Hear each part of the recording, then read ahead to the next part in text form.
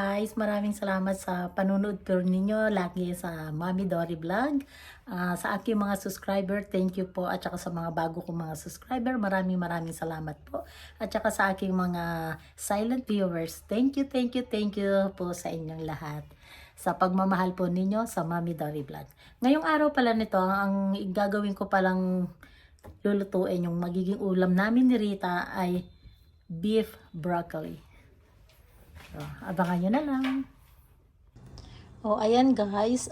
Papakita ko lang sa inyo yung aking mga ingredient para sa aking beef broccoli. Ito, may bawang ako, may sibuyas, merong luya, merong asukal na pula. Tapos ito naman yung aking cornstarch, yan, para yung lalapot yung yung sabaw ba. Ito yung aking beef na hiniwa ko ng maliliit at ito ang aking broccoli. Ayan, may toyo. Meron akong oyster sauce at saka ito lalagyan ko siya nitong ajimirin. Kikoman. Ayan. So, sa ngayon, ang ginagawa ko ngayon ay uunahin ko muna ang aking nagpaano muna ako ng tubig kasi uunahin ko muna yung aking broccoli. Iluluto ko lang siya ng 5 minutes lang. Kasi masarap kasi ang broccoli pag medyo medyo malutong, 'di ba, pag kinakain. Yung hindi yung over sa luto. Ayan, umpisa na tayo.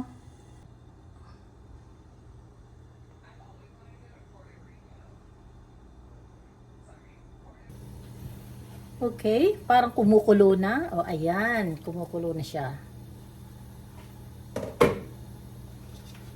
Ilalagay na natin ang broccoli muna. Bali 5 minutes lang ito guys. Kasi hindi natin ito pwedeng lutuin ng lutong-luto. Rita, can you set 5 minutes?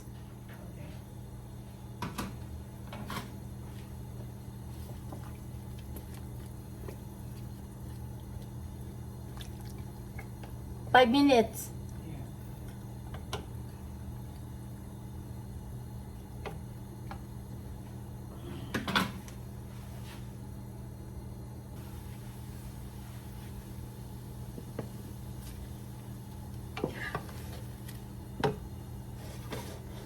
Kasi kailangan guys, half cook lang to, wag overcook. Kasi kanina, sinabi ko kay Rita, ilagay 5 minutes, hindi kaagad niya na ilagay. Baka tatanggalin ko na to.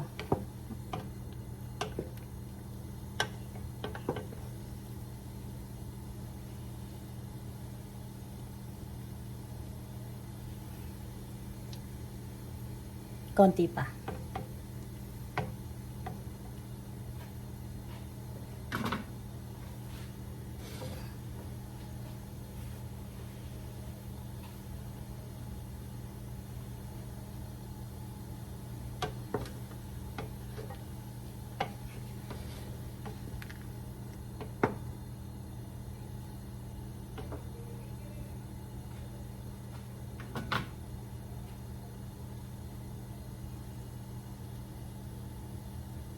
Pwede na, tanggalin ko na to. Patayin ko na.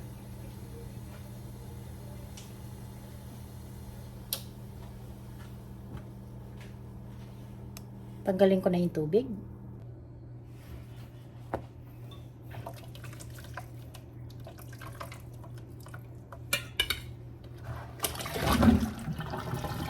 Tapos, ang gagawin ko, lagyan ko ng malamig na tubig.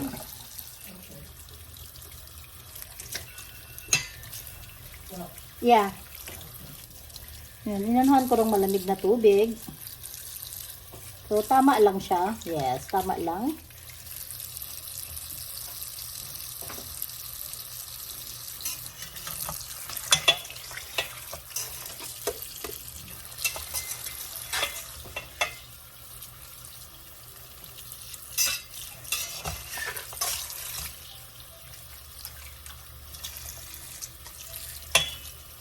Ayan, pwede na.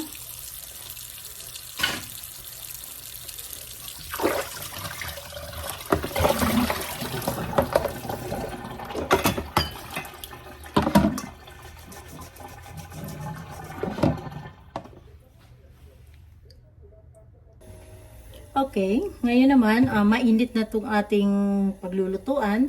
Lagyan na natin siya ng oil.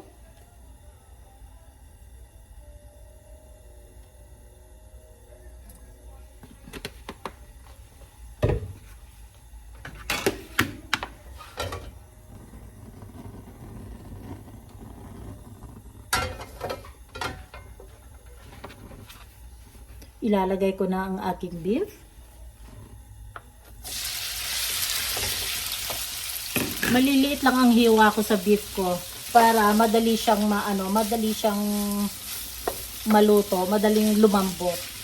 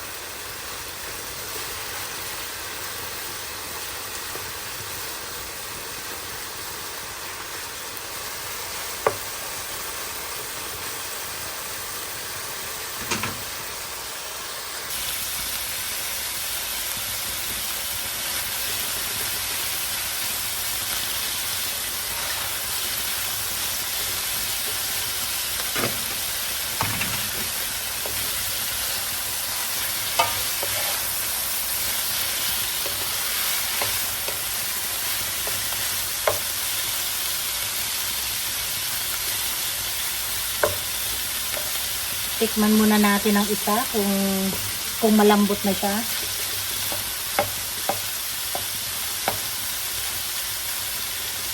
Kuha lang tayo ng maliit.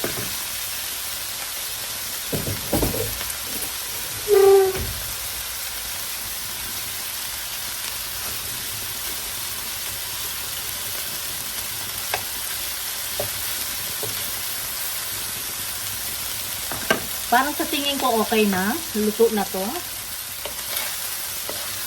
Kasi wag natin gaano rin namang luto. Baka naman tumigas din naman. Kaya tama na to. Parang tama na. Para sa akin, okay na to.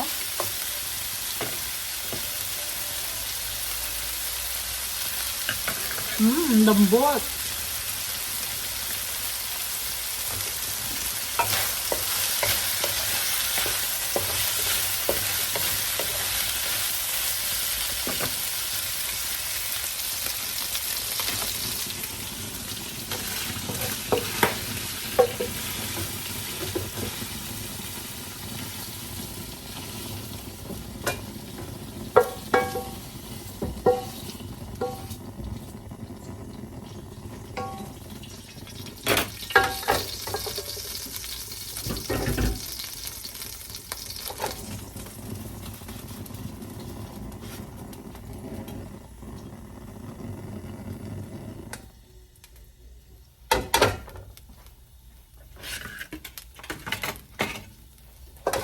Okay, yung pinaglutuan, yun pa rin ang dadagdagan lang natin ng konting konting oil. Okay.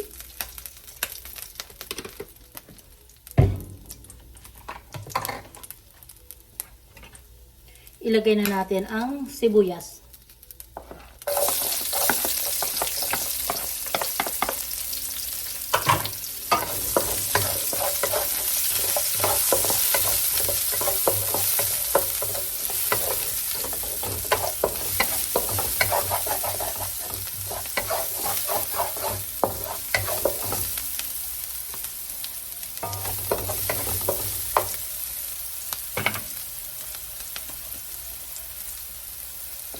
bawang.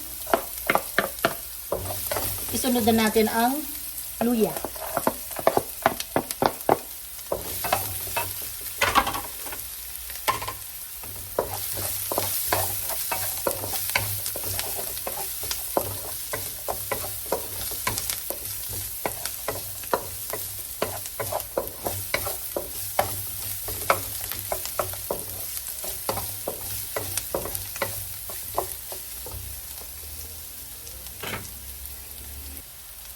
Okay, ngayon naman, ilagay na natin ang niluto nating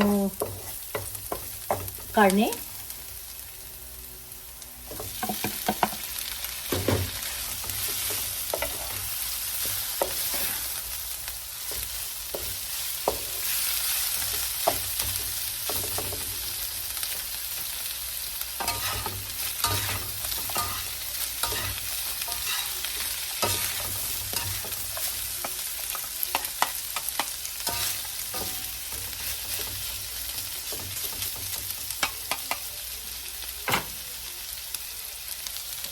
Ang isusunod na natin,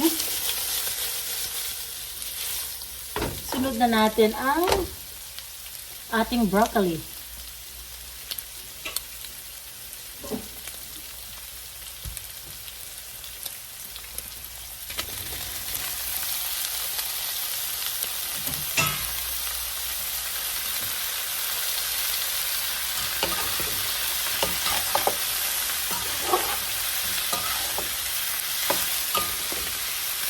Napakaamoy ng luya, guys. Ang sarap. Tapos ang lambot ng laman, ang lambot ng baka.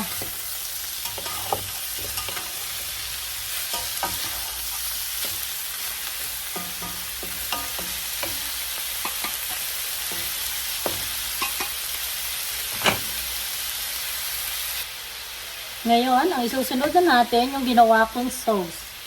Ipinagsama-sama ko na ang toyo,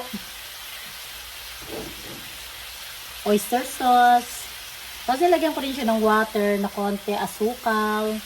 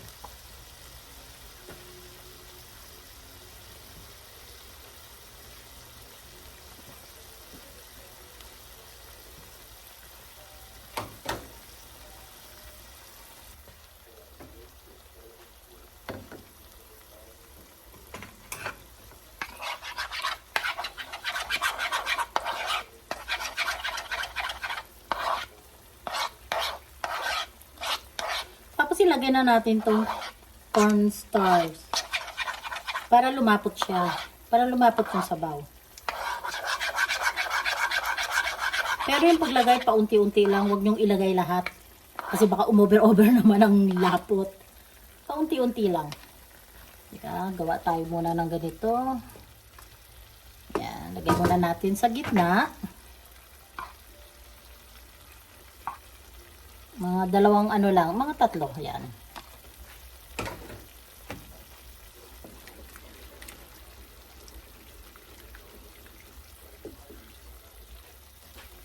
Inaano natin ang apoy.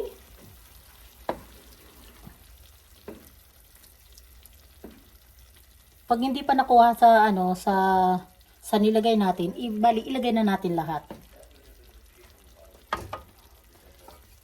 So hindi pa siya gaano. So bali ilagay na lang natin kasi kakaunti na naman na to eh.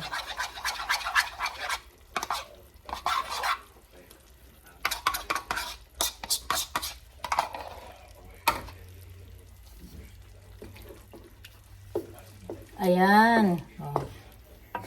Ngayon, haluin na natin.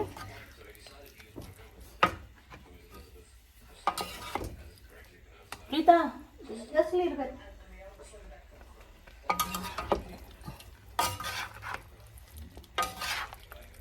O, ayan guys, luto na.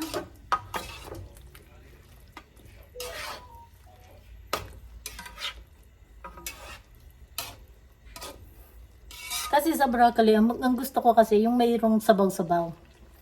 Kasi ilalagay ko sa kanin.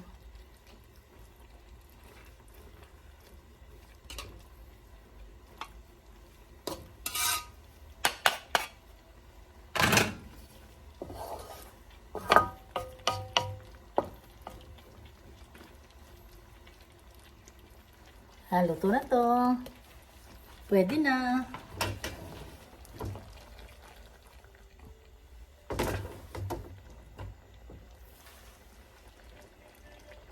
Thank you po sa panonood po ninyo sa aking mga video. Maraming salamat po. At saka sa aking mga silent viewers, thank you sa aking mga subscriber, lahat ng aking subscriber.